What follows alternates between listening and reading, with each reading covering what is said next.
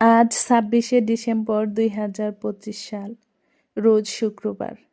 এটাই এই বছরের শেষ জুম্মা। জানি না এটা কার জীবনের শেষ জুম্মা হয়। জুম্মার দিনের উসিলায় আল্লাহ আমাদের সকলের সব ধরনের গুনাহ মাফ করে দিও, আর আমাদেরকে মুমিন ব্যক্তি হিসাবে গ্রহণ করো।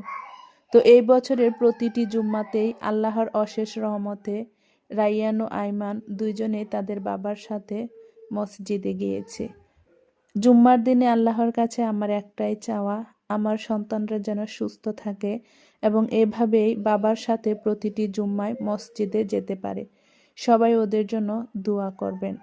আর আল্লাহ আমাদের সকলকে সব ধরনের গুনাহ থেকে মুক্ত রাখুক, সবার মনকে পবিত্র করে দিন।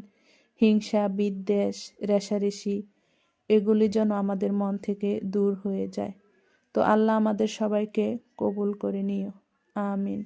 সবাই সুস্থ থাকবেন আর আমাদের জন্য দোয়া করবেন। আসসালামু আলাইকুম।